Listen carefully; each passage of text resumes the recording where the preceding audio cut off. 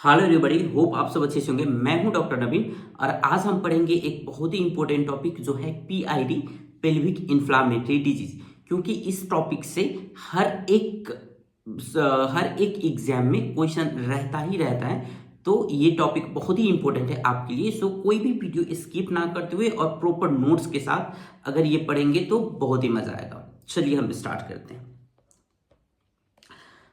पहले हम ये जान लेते हैं कि पेल्विक इन्फ्लामेटरी डिजीज होता क्या है।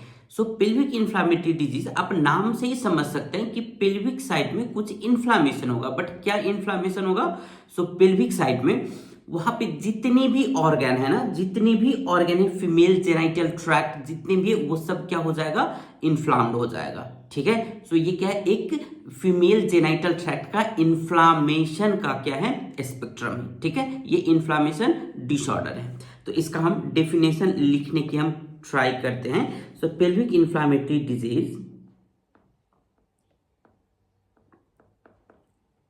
Pelvic inflammatory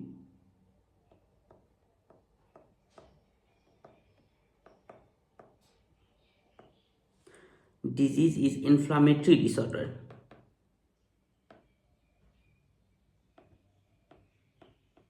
Inflammatory disorder spectrum.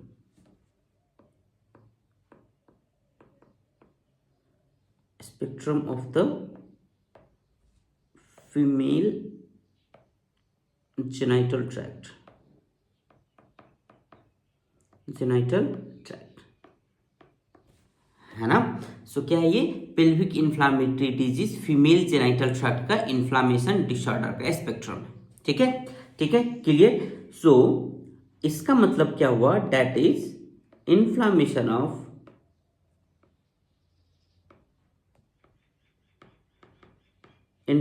Of uterus, है ना, inflammation of fallopian tube,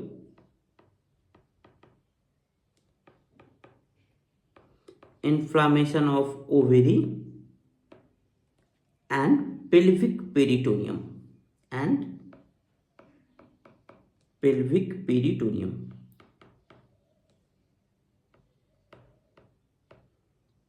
peritoneum. ठीक है। इन्फ्लामेशन किस किस चीज का इन्फ्लामेशन होगा सर यहाँ पे? यहाँ पे यूट्रस का इन्फ्लामेशन होगा, यहाँ पे फेलोपियन ट्यूब का इन्फ्लामेशन होगा पीआईडी में, ओवेरी का इन्फ्लामेशन होगा पीआईडी में, और पेल्विक पेरिटोनियम का भी इन्फ्लामेशन होगा पीआईडी में। ठीक है। यहां तक क्लियर? हम बहुत ही सिंपल लैंग्वेज में समझें तो इसको हम ऐसे भी हम पढ़ सकते हैं कि ये क्या क्या हमको देखने को मिलेगा। पीआईडी में हमको देखने को मिलेगा कॉम्बिनेशन ऑफ एंडोमेट्राइटिस,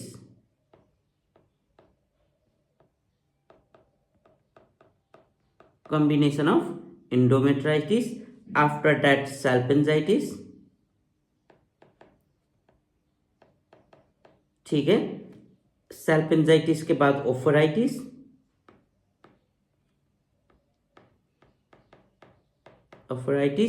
और जब ओफेराइटिस होगा तो वहां पे हमको क्या देखने को मिलेगा? वहां पे ट्यूबो ओवेरियन एब्सिस देखने को मिलेगा। ठीक है।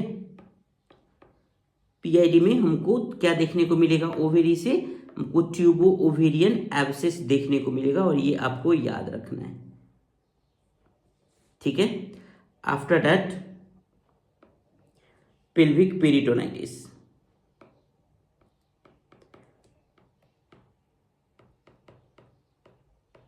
Pelvic peritonitis. ये कॉम्बिनेशन ऑफ डिसऑर्डर है। एंडोमेट्राइटिस यानी कि एंडोमेट्रियम का इन्फ्लामेशन हो जाना और एंडोमेट्रियल इन्फेक्शन हो जाना। सेल्पेंजाइटिस है ना, फेलोपियन ट्यूब में इन्फेक्शन एंड फेलोपियन ट्यूब का क्या होना? इन्फ्लामेशन हो जाना। ओफराइटिस, ओवेरी आपको पता है। पेल्विक पेरिटोनियम यानी कि पेरिटोनियल कैविटी जो होता है पेल्विक साइड का, उसमें इन्फ्लामेशन या उसमें कोई इन्फेक्शन हो जाना। ठीक है, क्लियर क्लियर। चलिए, अब इसमें आपको क्या याद रखना है? इसमें याद ये रखना है कि सर्विसाइटिस एंड वेजिनाइटिस जो है, सर्विसाइटिस एंड वेजिनाइटिस,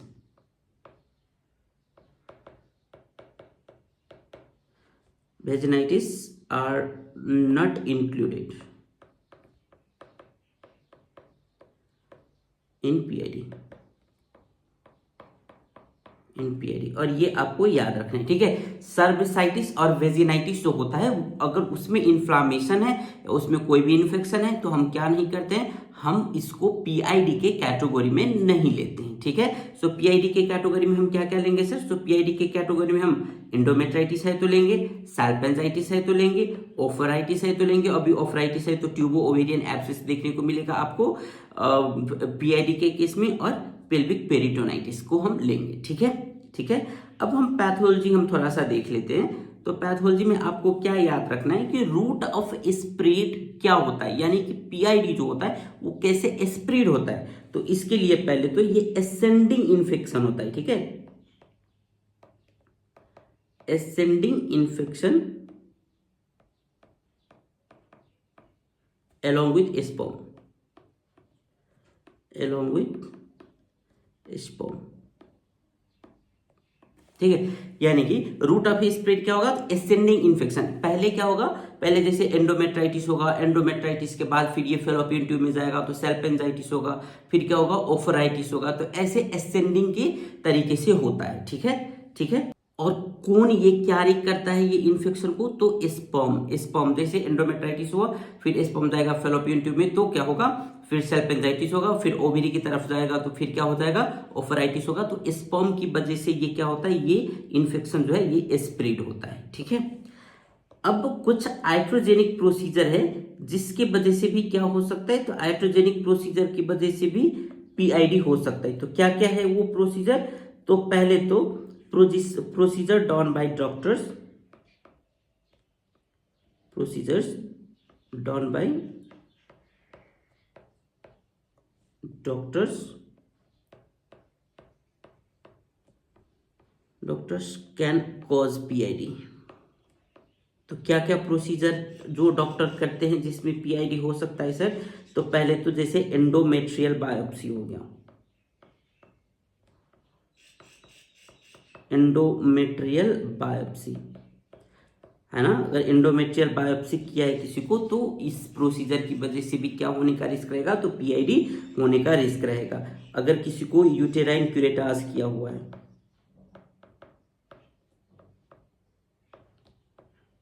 ठीक है, अगर यूटेराइन क्यूरेटाज प्रोसीजर अगर कर रहे हैं तो वहां पे भी रिस्क हो सकता है।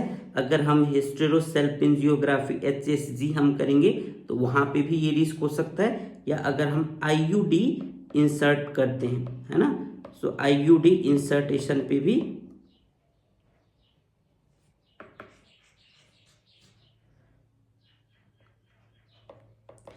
आईयूडी इंसर्टेशन अगर हम करते हैं तो इसके वजह से भी एक रिस्क हो सकता है। ये आइट्रोजेनिक प्रोसीजर है जिसकी वजह से पीआईडी कॉज कर सकती है, ठीक है। अब हम देख लेते हैं मोस्ट इंपोर्टेंट कुछ ऑर्गेनिज्म जो कॉज करती हैं क्या? पीआईडी को, ठीक है। तो most common organism cause PID, कौन मोस्ट कॉमन है जो पीआईडी को कॉज करती है? तो क्लाइमीडिया, क्लाइमीडिया, ठीक है। After that most common organism cause acute PID, तो वो है गोनेरा, गोनेरा, ठीक है। Guys mind it, most common organism cause PID, ठीक है, और most common organism cause acute PID, gonorrhoea, ठीक है।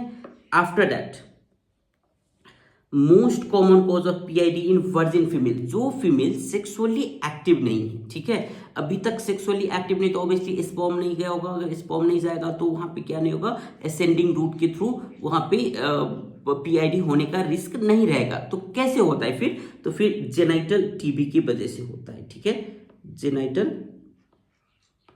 ट्यूबरक्लोसिस, ठीक है। पोस्ट मेनोपोजल में, पोस्ट मेनोपोजल में most common cause of PID क्या होता है? तो E coli, E coli can cause PID in post menopausal female और पोस्ट मेनोपोजल वुमेन, ठीक है। सो ये आपको याद रखना है। और वर्जिन फीमेल का भी ये कुछ पॉइंट है, वन लाइनर है जो आपको पूछ सकते हैं, ठीक है। अब हम कुछ देख लेते हैं कि कुछ अदर्स ऑर्गेनिज्म हैं जो पीआईडी कॉज कर सकती है। तो क्या क्या है अदर्स ऑर्गेनिज्म जो पीआईडी कॉज कर सकती है? तो पहले तो bacterial vaginosis,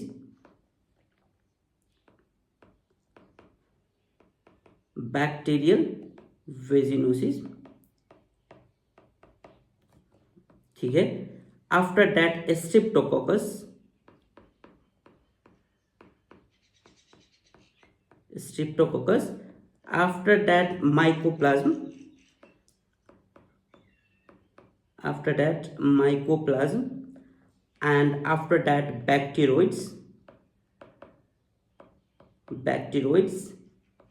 and then tuberculosis, तो ये कुछ ऑर्गेनिज्म हैं, ये कुछ ऑर्गेनिज्म है जो क्या कॉज कर सकती है, पीआईडी कॉज कर सकती है, ठीक है। अब आपको एक और चीज क्या याद रखना है कि PID can move upwards and starts affecting liver capsule, यानी कि पीआईडी क्या होगा, ऊपर की तरफ मूव होगा और लीवर कैप्सूल को भी इफेक्ट करेगा, है ना। So PID can move upwards and start affecting liver capsule,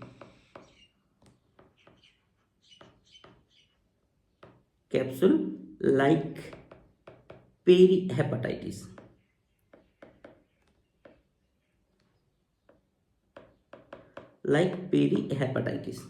ठीक है। सो पीआईडी में क्या होता है कि पीआईडी मूव होता है अपवर्ड्स और लीवर कैप्सूल को भी क्या करता है, इफेक्ट करता है। जैसे कि आप इसमें देख सकते हैं, यहाँ पे जो है ये लीवर का जो सरफेस है ना, यहाँ पे कुछ एडिशंस टाइप का बना हुआ है ना, ये एडिशंस टाइप का जो बना हुआ है, तो इसको हम क्या बोलते हैं सर, तो इसको हम बोलते हैं फिट्ज-हॉग-कॉटिस सिंड्रोम, है ना। इसको हम बोलते हैं फिट्ज-हॉग-कॉटिस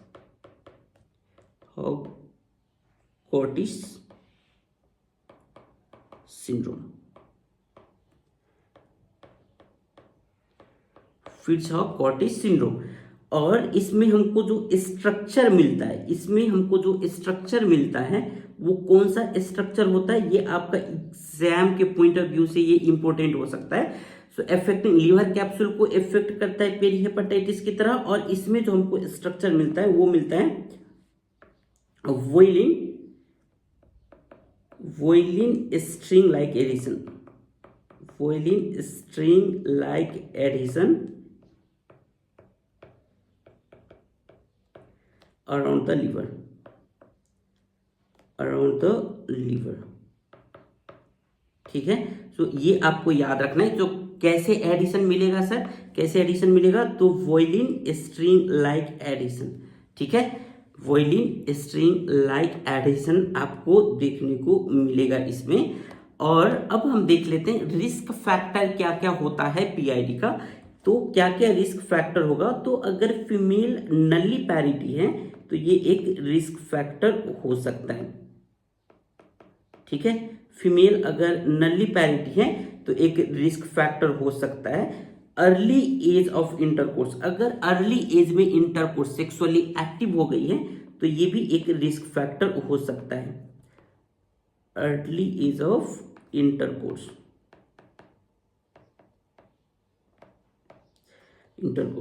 that is less than 19 years में अगर सेक्सुअली एक्टिव है या इंटरकोर्स की है तो उस कंडीशन में भी पीआईडी होने का रिस्क रहेगा। अगर पहले पीआईडी हुआ है, प्रायर पीआईडी का अगर हिस्ट्री है तो भी एक रिस्क फैक्टर हो सकता है। अगर आईयूसीडी का अगर यूज करी है तो ये भी एक रिस्क फैक्टर हो सकता है। साथ ही साथ अगर स्मोकिंग की है पेशेंट तो ये भी एक रिस्क फैक्टर हो सकता है।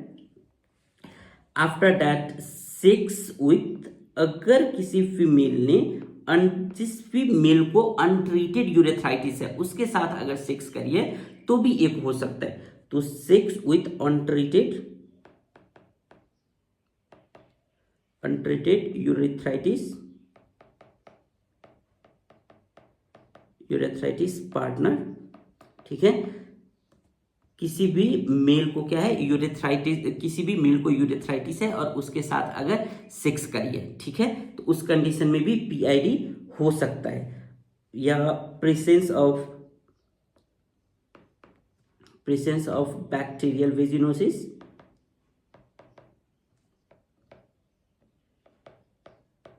बैक्टीरियल वेजिनोसिस और सेक्सुअली ट्रांसमिटेड डिजीज। ठीक है, साथ ही साथ अगर मल्टीपल सेक्स पार्टनर है, किसी भी फीमेल को मल्टीपल सेक्स पार्टनर है तो भी पीआईडी का रिस्क हो सकता है, या कोई भी फीमेल रिसेंटली आईयूडी का इंसर्ट करवाई हुई है, आईयूडी इंसर्टेशन करवाई हुई है, तो ये भी एक रिस्क हो सकता है। तो कितना पहले? Within 3 weeks, within 3 weeks, within 3 weeks. या वेजाइनल डॉचिंग है, वेजाइनल डॉचिंग, ठीक है। तो ये कुछ रिस्क फैक्टर है जो आपको पता होना चाहिए। ये कुछ रिस्क फैक्टर है जो आपको पता होना चाहिए कि इस रीजन की वजह से क्या हो सकता है, पीआईडी हो सकता है। तो सर इसमें प्रोटेक्टिंग फैक्टर क्या होता है फिर? तो प्रोटेक्टिव फैक्टर में अगर कोई भी फीमेल अगर कॉन्ट्रासेप्टिव पिल्स ले रही है ना, कोई भी फीमेल अगर कॉन्ट्रासेप्टिव पिल्स ले रही है तो ये एक प्रोटेक्टिंग फैक्टर का रोल प्ले करेगा। या फीमेल अगर प्रेग्नेंट है, प्रेगनेंसी है तो भी प्रोटेक्टिंग फैक्टर का रोल होगा। या फीमेल मेनोपॉज में है तो भी ये एक प्रोटेक्टिंग फैक्टर है। या कोई फीमेल अगर बैरियर कॉन्ट्रासेप्टिव यूज कर रही है, जैसे कि कॉन्डोम हो गया ना, कॉन्ट्रासेप्टिव, बैरियर कॉन्ट्रासेप्टिव अगर यूज कर रही है तो ये भी एक प्रोटेक्टिंग फैक्टर हो सकता है। या किसी भी पार्टनर को अजोस्पर्मिया है,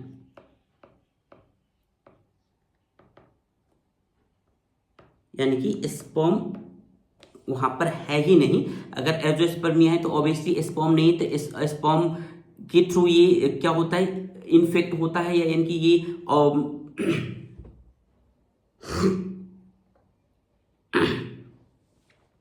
अगर किसी भी फीमेल को अजोस्पर्मिया है तो ये भी एक रिस्क फैक्टर हो सकता है, यानी कि किसी भी मेल को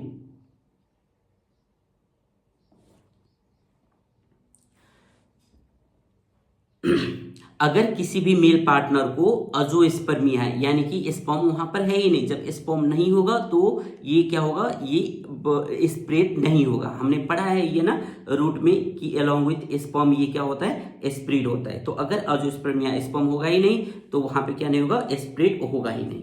ठीक है, तो अब हम कुछ सीक्वेंस हम देख लेते हैं कि कैसे पीआईडी जो है वो इफेक्ट करती है। तो पहले तो पीआईडी के केस में होता है एंडोमेट्राइटिस। पहले क्या होता है, एंडोमेट्राइटिस। एंडोमेट्राइटिस के बाद होगा एंडोसल्फिंजाइटिस, एंडोसल्फिंजाइटिस। और सल्फिंजाइटिस के बाद में होगा ओफराइटिस, ओफराइटिस। और फिर हमको ओफराइटिस होगा तो फिर हमको क्या देखने को मिलेगा, तो ट्यूबो ओवेरियन मास, ट्यूबो ओवेरियन मास या एब्सिस, है ना। और फिर हमको देखने को मिलेगा हाइड्रोसल्फिंक्स,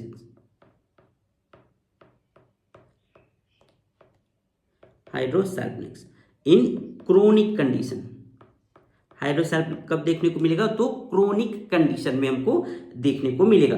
तो ऐसे होता है, ऐसे सीक्वेंस रहता है किसका, पीआईडी का। ठीक है, पहले एंडोमेट्राइटिस, फिर एंडोसल्फिंजाइटिस, फिर ओफराइटिस, फिर ट्यूबो ओवेरियन मास, फिर ट्यूबो ओवेरियन मास के बाद ट्यूबो ओवेरियन एब्सिस, फिर हाइड्रोसल्फिनिक्स। ठीक है, तो ये कुछ है। और हाइड्रोसल्फिनिक्स कब होता है, तो हाइड्रोसल्फिनिक्स होता है क्रोनिक कंडीशन, क्रोनिक में अगर क्रोनिक पीआईडी होगा तब हमको देखने को मिलेगा। ठीक है, सो अब हम देख लेते हैं कुछ सिम्टम्स पीआईडी का। जब पेशेंट आपके पास प्रेजेंट होंगी तो क्या क्या सिम्टम के साथ पेशेंट प्रेजेंट होगी। तो पहले तो है कि ऑब्वियसली ये पेल्विक का प्रॉब्लम है तो लोअर एब्डोमिनल में पेन होगा, है ना, यानी कि पेल्विक पेन होगा, pelvic pain, after that patient को डिसयूरिया हो सकता है, यानी कि पेन ड्यूरिंग यूरिनेशन, पेशाब करते वक्त क्या होगा, पेन होगा, यूरिन में के टाइम पे पेन होगा। फिर डिस्पेरोनिया हो सकता है। डिस्पेरोनिया मतलब क्या होता है, painful sex during the sex time there will be pain, है ना। फिर इरेगुलर मेंस्ट्रुअल ब्लीडिंग होगा, इरेगुलर मेंस्ट्रुअल ब्लीडिंग होगा।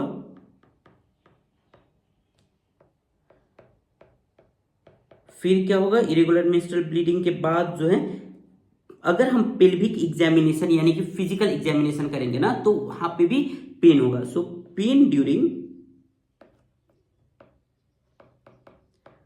पेल्विक एग्जामिनेशन, ठीक है। जब आप पेल्विक एग्जामिनेशन करेंगे और पेशेंट को पूछेंगे कि आप पेन हो रहा है, तो बोलेगा जी बिल्कुल। फिर पेशेंट को फीवर होगा,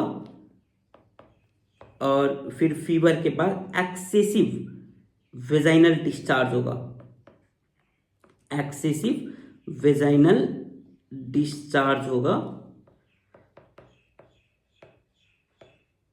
और ये वेजाइनल डिस्चार्ज जो है, इसका ऑर्डर फॉल ऑर्डर रहता है, ठीक है। यानी कि इसका जो स्मेल है बहुत ही गंदा स्मेल होता है। आफ्टर दैट कॉन्जेस्टिव डिस्मेनोरिया हो सकता है, कॉन्जेस्टिव डिस्मेनोरिया हो सकता है, ठीक है। आफ्टर दैट मेनोरेजिया भी हो सकता है, मेनोरेजिया भी हो सकता है। तो ये कुछ सिम्टम्स हैं जब भी पेशेंट आपके पास आएंगे, और अगर आपको ये सिम्टम्स से अगर मैक्सिमम नंबर ऑफ सिम्टम्स अगर मैच कर रहा है, तो आप एक डायग्नोसिस की तरफ आप जा सकती हैं, ठीक है। फिर हम देख लेते हैं कुछ कॉम्प्लिकेशंस। तो कॉम्प्लिकेशंस क्या हो सकता है पीआईडी का, तो पहले तो है इनफर्टिलिटी, इनफर्टिलिटी। अब इनफर्टिलिटी क्यों होगा, देखो अब क्या होता है कि इसमें जो है फेलोपियन ट्यूब या सारा organ, uterus, fallopian tube, ovary, सारा क्या होता है, इन्फ्लाम्ड हो जाता है। फॉर एग्जांपल ये फेलोपियन ट्यूब है, और फेलोपियन ट्यूब में अब क्या हो गया कि अब इन्फ्लामेशन हो रहा है, फेलोपियन ट्यूब में अब ये इन्फ्लामेशन हो गया। अब इन्फ्लामेशन की वजह से यहाँ पे फेलोपियन ट्यूब अब ब्लॉक हो गई, ठीक है। फेलोपियन ट्यूब क्या हो गया, ब्लॉक हो गया। तो फॉर एग्जाम्पल ओव्यूलेशन होता है, ओवम यहाँ पर आता है ना, बट यहाँ से स्पर्म इस साइड से नहीं जा पाएगी और इस साइड से ओवम नहीं आ पाएगी, क्योंकि फेलोपियन ट्यूब ब्लॉक है। तो इसकी वजह से क्या हो सकता है, इनफर्टिलिटी हो सकता है। साथ ही साथ एक्टोपिक प्रेगनेंसी भी हो सकता है, एक्टोपिक प्रेगनेंसी हो सकता है। अब एक्टोपिक प्रेगनेंसी कैसे होगा, तो ये कंडीशन तो है जब फेलोपियन ट्यूब जो है वो कंप्लीट ब्लॉक है ना, ये क्या है, कंप्लीट ब्लॉक है, तब ये कंडीशन होगा। अगर ये फेलोपियन ट्यूब कंप्लीट ब्लॉकेज ना होकर अगर पार्शियल ब्लॉकेज है, फॉर एग्जांपल ये फेलोपियन ट्यूब पार्शियल ब्लॉक हुआ है, ठीक है। अब पार्शियल ब्लॉक में क्या होगा, यहाँ पे ओवम आया फेलोपियन ट्यूब में, स्पर्म भी एंटर कर गया, यहाँ पे जाइगोट बना। अब ये क्या होगा कि एक तो पीआईडी के वजह से पेरिस्टाल्टिक मूवमेंट भी लॉस हो जाएगा, दूसरा क्या होगा, तो यहाँ पे जो जाइगोट है ना, ये इधर मूव नहीं कर पाएगा, दो रीजन की वजह से, एक तो पेरिस्टाल्टिक मूवमेंट लॉस होने की वजह से, दूसरा जो है फेलोपियन ट्यूब पार्शियली ब्लॉक्ड होने की वजह से। तो इस की वजह से क्या हो सकता है, एक्टोपिक प्रेगनेंसी हो सकता है। साथ ही साथ क्रोनिक पेल्विक पेन होगा, अगर क्रोनिक है तो क्या होगा, पेल्विक पेन होगा।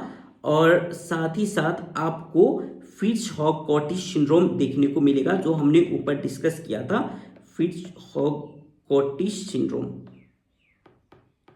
कॉटिस सिंड्रोम। तो ये फिट्ज-हॉग-कॉटिस सिंड्रोम क्या होता है, ये होता है लीवर का एडिशंस, है ना, adhesions under surface of liver, under surface of liver. जैसे कि आप यहां पे देख सकते हैं, यहां पे आप देख सकते हैं लीवर के सरफेस में ये क्या हो रहा है, यहाँ पे एडिशंस बना हुआ है ना। तो इसको हम क्या बोलते हैं, फिट्ज-हॉग-कॉटिस सिंड्रोम, ठीक है। अब हम डायग्नोसिस हम कैसे करेंगे, how we are going to diagnose PID.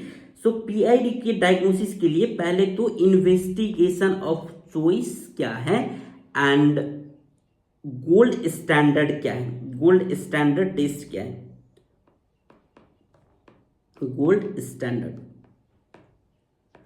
तो अगर हम देखें तो दोनों लैप्रोस्कोपी ही है, तो लैप्रोस्कोपी हम जनरली करते तो नहीं है, बट इसका गोल्ड स्टैंडर्ड टेस्ट और इन्वेस्टिगेशन ऑफ चॉइस क्या है, तो सर लैप्रोस्कोपी है। ठीक है, सो लैप्रोस्कोपी में हमको क्या देखने को मिलेगा, सो लैप्रोस्कोपी में हमको देखने को मिलेगा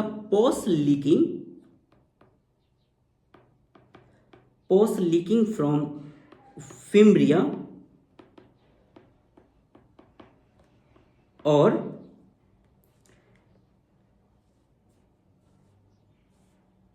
पस लीकिंग फ्रॉम फिम्ब्रिया, यानी कि फिम्ब्रिया से क्या होगा, पस निकल रहा है। जब हम लैप्रोस्कोपी करेंगे ना तो हमको लगेगा कि फिम्ब्रिया से पस जैसे ड्रेन आउट हो रहा है, पस बाहर निकल रहा है ना, ऐसे हमको फील होगा। ठीक है, ऐसे हम देखेंगे, फील नहीं होगा, हम ऐसे देखेंगे क्योंकि ऑब्वियसली लैप्रोस्कोपी में हम विजुअल देख सकते हैं। ठीक है, अब हम क्या करेंगे यहाँ पे, सो बेस्ड ऑन लैप्रोस्कोपी, है ना, based on laparoscopy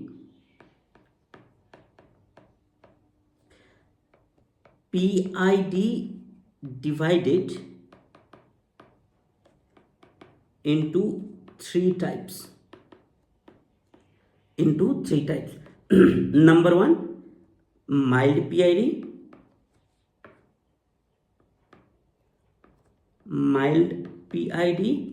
number two, moderate PID, and number three, severe PID,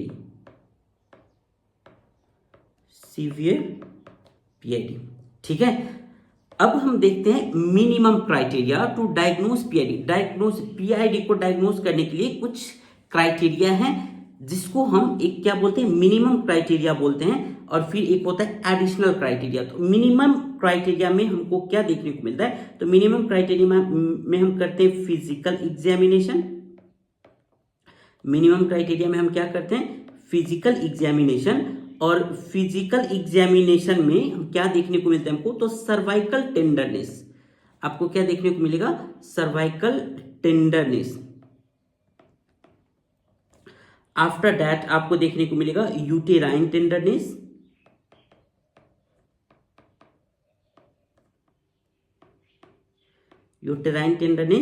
and फिर आपको देखने को मिलेगा एडिनेक्सल टेंडरनेस।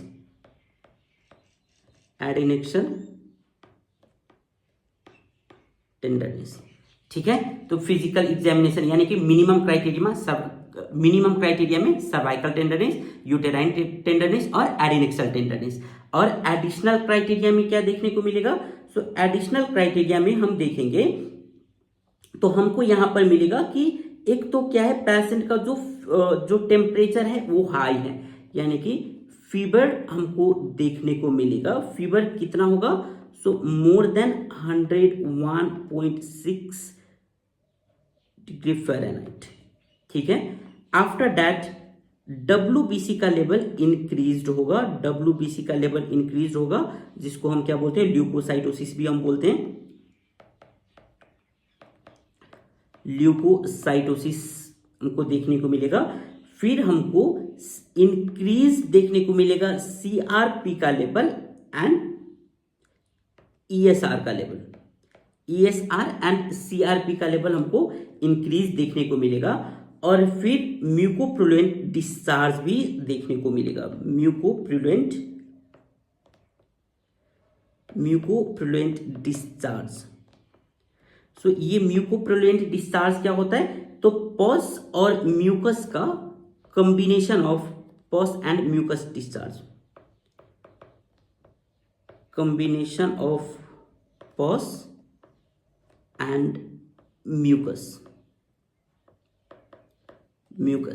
है ना। सो पस एंड म्यूकस का कंबाइंड डिस्चार्ज हमको देखने को मिलेगा। ठीक है, तो ये कुछ होता है एडिशनल क्राइटेरिया। आफ्टर दैट हम देखते हैं डेफिनेटिव क्राइटेरिया में हम क्या क्या करते हैं। तो डेफिनेटिव क्राइटेरिया में पहले तो हम करते हैं एंडोमेट्रियल बायोप्सी। एंडोमेट्रियल बायोप्सी, है ना। और एंडोमेट्रियल बायोप्सी के बाद हम यूएससी भी हम करते हैं, और यूएससी में हमको देखने को मिलता है ट्यूबो ओवेरियन मास और एब्सिस। यहां पे हमको क्या देखने को मिलेगा यूएससी में? सो ट्यूबो ओवेरियन मास और एब्सिस, ठीक है। और थर्ड क्या होता है? थर्ड तो लैप्रोस्कोपी हमने गोल्ड स्टैंडर्ड पर ही लिया है ना। तो अब हम देख लेते हैं कल्चर टेस्ट। हम कल्चर भी हम करवा सकते हैं। तो कल्चर के लिए हम क्या करवाएंगे? तो अगर क्लाइमीडिया है, अगर क्लाइमीडिया की वजह से ये पीआईडी है, तो उस कंडीशन में हम मैकोई सेलाइन टेस्ट मीडियम में करवाते हैं। मैकोई सेलाइन मीडियम में हम करवाते हैं। और वही अगर गोनीरा के वजह से है, गोनीरा की वजह से है, तो फिर हम थायर मार्टिन मीडियम में हम कल्चर करवाते हैं, ठीक है। Tier Martin medium, tier Martin medium में हम क्या करवाएंगे? कल्चर टेस्ट हम करवाएंगे, ठीक है। तो ये कल्चर टेस्ट फॉर बैक्टीरिया, ठीक है। अब हम देख लेते हैं किस किस कंडीशन में हमको पेशेंट को हॉस्पिटलाइज करना पड़ता है। तो अगर हम सस्पेक्ट कर रहे हैं कि इसको पेल्विक एब्सेस है, तो हम पेशेंट को हम हॉस्पिटलाइज हम करेंगे, ठीक है। So suspected pelvic abscess, suspected pelvic abscess. फिर क्लिनिकली हम देखेंगे, तो अगर सीवियर सिम्टम्स प्रेजेंट होगा, क्लिनिकली सीवियर सिम्टम्स प्रेजेंट। फिर अगर पेशेंट प्रेग्नेंट है, एंड अगर ट्रीटमेंट का non compliance of oral treatment का कोई भी इफेक्ट नहीं हो रहा है, ठीक है। तो ये कुछ कंडीशन है जहां पर हम पेशेंट को क्या करेंगे? हॉस्पिटलाइजेशन के लिए सजेस्ट करेंगे, ठीक है, ठीक है। सो अब हम देख लेते हैं मैनेजमेंट। हम पीआईडी को हम कैसे मैनेज कर रहे हैं। तो अगर पीआईडी गोनेरा की वजह से हुआ है, पीआईडी अगर गोनेरा की वजह से है, तो यहां पर हम यूज करेंगे इंजेक्शन सेफ्ट्रेक्सोन।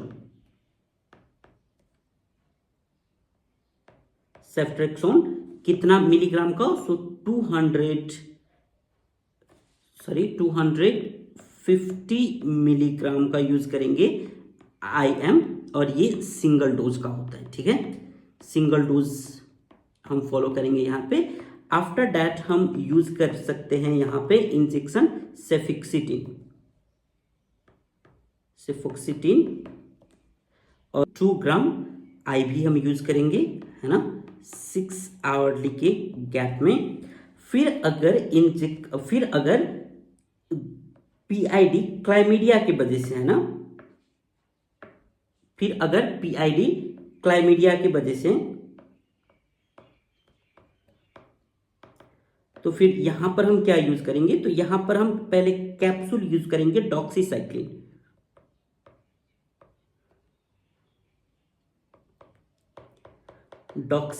कैप्सूल डॉक्सीसाइक्लिन कितना मिलीग्राम का? 100 mg का, और कितना बार? BD, यानी कि 2 बार। कितने दिन के लिए? 14 डेज के लिए, 14 डेज के लिए हम यूज करेंगे, ठीक है। फिर हम यहां पर यूज कर सकते हैं टैबलेट एजिथ्रोमाइसिन, ठीक है। फिर हम यहां पर यूज कर सकते हैं टैबलेट मेट्रोनिडाजोल,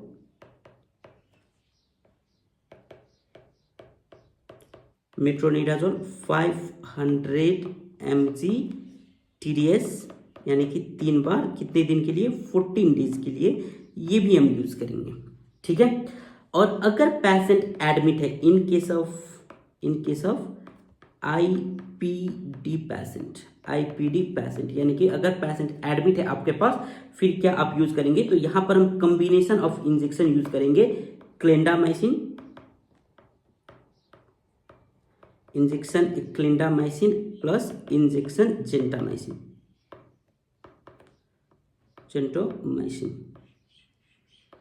ठीक है। और ये हम कैसे यूज करेंगे, तो आईवी हम यूज करेंगे, और साथ ही साथ हम यहाँ पर सेफोक्सिटिन भी यूज कर सकते हैं, सेफोक्सिटिन प्लस डॉक्सीसाइक्लिन भी हम यूज कर सकते हैं, और ये भी हम आईवी यूज करेंगे, ठीक है। तो ये दो ड्रग्स जो हैं वो हम ऐड करेंगे, या दो ड्रग्स का कॉम्बिनेशन जो है हम आईपीडी पेशेंट में हम यूज करेंगे। तो हमको क्या क्या प्रिवेंशन लेने की जरूरत है, तो पहले तो सेफ सेक्स प्रैक्टिस होना चाहिए, है ना। ड्यूरिंग सेक्स क्या होना चाहिए, सेफ होना चाहिए, ठीक है। आफ्टर दैट हम रेगुलर स्क्रीनिंग करवाएंगे, किसका, सेक्सुअली ट्रांसमिटेड इन्फेक्शन का screening, regular sexually transmitted infection का स्क्रीनिंग कराएंगे, ठीक है। और अर्ली ट्रीटमेंट, अगर हमको पता चला तो हम इसका अर्ली ट्रीटमेंट करेंगे, किसका, तो सेक्सुअली ट्रांसमिटेड इन्फेक्शन का एंड पीआईडी का। तो ये कुछ प्रिवेंशन है जो आपको लेना चाहिए। तो अगर आपको इतना पता चल गया पीआईडी के रिगार्डिंग, तो ऑलमोस्ट आप पीआईडी रिलेटेड का एमसीक्यूज आप सोल्व कर सकते हैं। और ऑब्वियसली हम each and every topic wise जो हमारे टीचर्स हैं इस प्लेटफॉर्म पे, वो आपको एमसीक्यूज भी करवाएंगे, तो आपको टेंशन लेने की या डरने की जरूरत नहीं है। हम लोग आपको कॉन्फिडेंट बनाएंगे, जो भी टॉपिक हम पढ़ाएंगे उस टॉपिक का एमसीक्यूज भी हम करवाएंगे, ठीक है। तो होप आपको ये वीडियो अच्छा लगा होगा, अगर अच्छा लगा है तो अपने दोस्तों के साथ शेयर कर दीजिए। Thank you so much.